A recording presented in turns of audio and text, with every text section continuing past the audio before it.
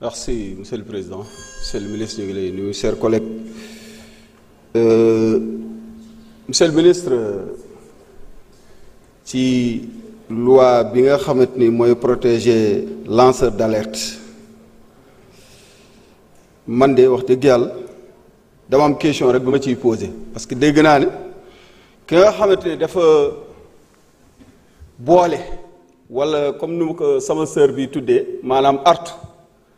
dafa am lu muy jot su boobaa wax nañu maximum mën a nekk 10%. jàpp naa ne daal liggéey lay doon ci réew mi li ma si jaaxal nag mooy benn affaire mooy poser question bu dee artu kese la ñu wax déggoon nañ fi coowal bi nga xamante ni mooy ONAS te pourtant c'est des sénégalais ñi nga xam ne dañoo artu te ba léegi wax ba nga naa ni ceel la kenn waxu ci dara ñu gis fii coowalu Azer bu fekkee nag dañuy artu bu fekkee ñiy artu bu ñu artoo ña faree ci gouvernement bi su boobaa nag ñu tegal leen lan diffamation ñu ne kii daa diffamé man damay attirer attention les Sénégalais dañ ci bàyyi xel bu baax parce que nag indi loi protéger say nit bu nit ñi artoo sa côté nga ne lii diffamation la parce que démb ba may gis samay collègues députés di tàcc fii parce que Abass Fall est devenu maire de Dakar ma ne alhamdulilah parce que son excellence président Macky Sall lañ ko jiiñoon ne woon nañu moom moo bëgg a fokkati mandat maire Barthélémy Dias yàlla def na ci sutura ña ko waxoon ñoo ko def moo tax ba ma gisee ngeen di ciblé dama jaaxle sax parce que wax dëgg yàlla da ngeen ne woon Macky Sall daa bëgg a fokkati te yéen yàlla du nit yàlla moom du nit wax dëgg yàlla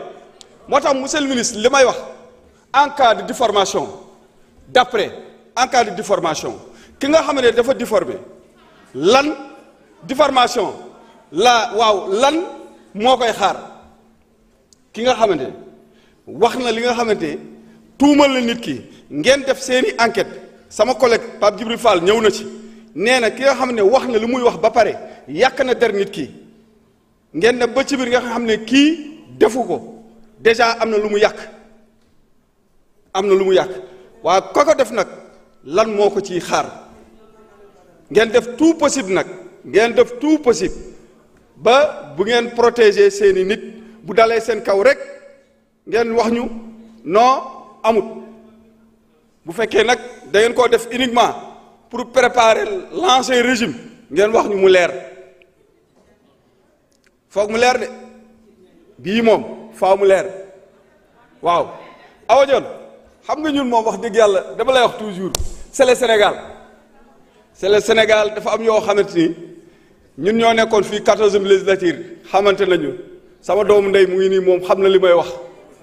waaw mais loolu yàllaa ko dogal li ñu bokk xam nga ko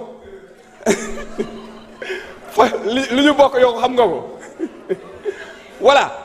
léegi nag xam naa moom yow il faut ma interpeller li ci sax parce que xam naa moom yow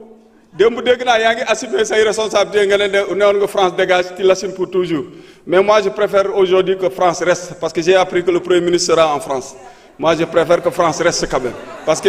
nous avons besoin de la France quand même pour nous voilà en tout cas monsieur le ministre loolu laa amoon pour laajte ki nga xamante ni dafa boole te lu mu boole amut lan moo ko ciy xaar ngeen def tout possible nag bu leen def loi bi pour ñun def leen loi bi ngeen généraliser ko parce que li may waat billahi wallahi taala bu ngeen ko tegee ci yoon fii la ñu gis ñi nga xamante ni ñu ngi soog a falu sànq dégg naa benn député di wax ne woy am na ñoo xam ne jënd nañ ay nag waa léegi kuy am alal kay mun a jënd ay nag wax dëgg yàlla boo amee sa alal mun a jënd sa nag mais amoo droit am dara ci réew dafa doy waar yéen ñii député yii la premier jour ba ngeen di ñëw fii kenn ci yéen melul nii yéen ñëpp yéen a ngi bel ku leen gis xam ne yéen a ngi nguur yéen ñii billahi wallahi taala le premier les Sénégalais peuvent me témoigner yéen ñii ku ci gis koo ci gis tey mu ngi luuxi ay kii waaye yow li ngeen naan ay kii gis nga li ci nguur ñëpp a ko xam yéen ñii changement bii yéen a ngi nii ku leen gis xam ne y a un grand changement sur vous waaye il faut arrêter quand même jërëjëf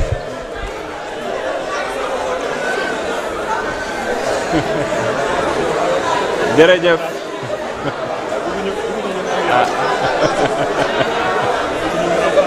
jërëjëf honorable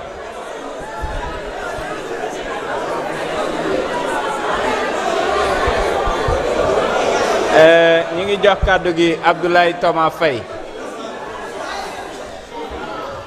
jërëjëf jërëjëf camarade ñi ngi jox kàddu gi Abdoulaye Thomas Faye Ahmadou Lo mën nga waajal. Merci beaucoup monsieur le président. salaamaaleykum askanu Sénégal ñu ngi leen di nuyu évidemment monsieur le ministre ak nos collègues députés. Monsieur le ministre dafa am ku ci jógee léegi apparemment dafa nekkoon di sànni xeer ñi nga xam ne ñoom ñoo fi nekkoon doon xeer man li ma bëgg a njëkk a wax déjà mooy képp ku taxawoon di xeex ba lii nga xam ne mooy la révolution patriotique parce que noonu laa koy tuddee am soyez fiers de vous-même.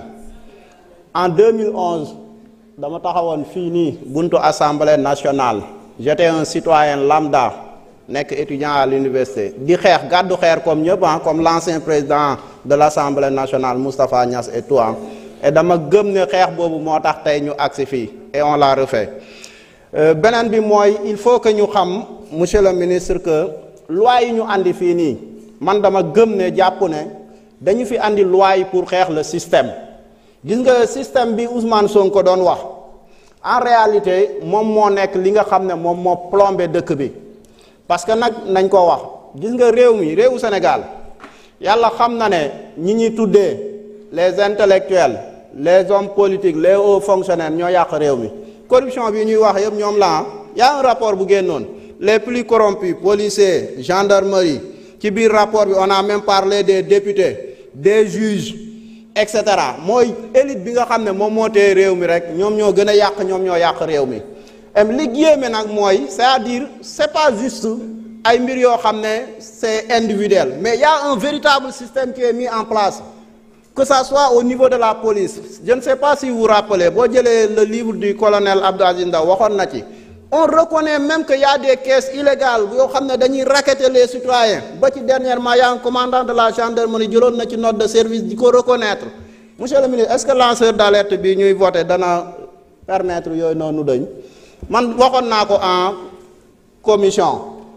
corruption bi gën a mal qui me fait le plus mal mooy la corruption sur la voie publique da ngay gis yenn actes yi yow da ngay yéemu sax moi j'ai été une fois témoin d'un acte benn oto bu ñëw apprenti bi policier bi di ko nu mu tuddati siffler pour mu arrêter mu naan chauffeur bi bul arrêter avancer samp naa depuis tey ci suba vous vous rendez non c'est des phénomènes yu am c'est la réalité te ku ko wax nag li ma gën a naqari mooy ku ko wax on cherche à te créer des problèmes c'est-à-dire au Sénégal les gens dañu ñemewul souvent di wax véritablement li nekk loolu moo ne ni ma ko waxee au niveau de la police noonu la amee dans les tribunaux nous on a été en prison gis nañ ay nit ñoo xam ne dañuy dem ils corrompent des juges d'instruction et autres pour ñuy gaawal seeni dossiers c'est des réalités au niveau de l'administration ngay régler un dossier da ngay dugg benn ministère fekk cravate sol kiyam et tout à la limite yow par la suite da nga koy xeeb sax parce que mu ngi xaar benn 5000 francs ci yow et autres c'est ça la réalité dans ce pays te ma gëm et Sonko l'avait dit bi muy wax dans son livre Solution chapitre à l'origine du mal le système mu ngi naan le système dont il s'agit est pernicieux c'est un piège tentaculaire à plusieurs têtes c'est d'ailleurs une erreur monumentale de l'identifier à sa seule composante politique booba léegi bi ñuy wax ñu ngi naan loi yi ñu fi teg pour politiciens yi fi jóge woon kese non au-delà de ces politiciens pour képp koo xam ne da nga ne ci circuit bi la et je me réjouis à ce que ñuy def lanceur d'alerte boo xam ne day remettre le citoyen mu nekk un garant de la lutte contre la corruption et la concussion c'est important parce que man dama gëm ne c'est le peuple moom moo war a jóg pour mun a changer li nga xam ne moom moo fi nekk Sankara disait que quand le peuple se met debout l'impérialisme tremble mais dama gëm ne quand le peuple se met debout le système va trembler et il faut oser le dire fi ñu jëm mooy jàkkaarloog système bi on va traquer tous ceux qui sont corrompus nga ne magistrat policier koo mun a doon député et tout le monde képp koo xam ne nekkoo ci loolu amul problème on a aucun problème ak yow mais réew mi bu ñu ko bëggee changer faw ñu ñeme dem ci loolu noonu moo tax monsieur le ministre d'un autre côté man dama xaw a dese tuuti kii parce que dama gëm ne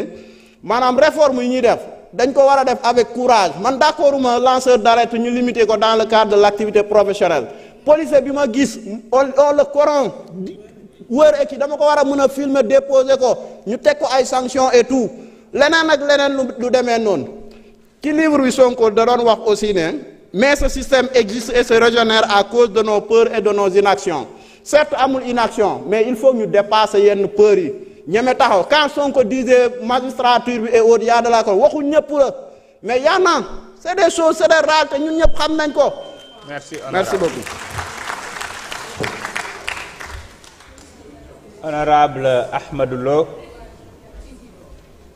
Safiatou Sow se prépare.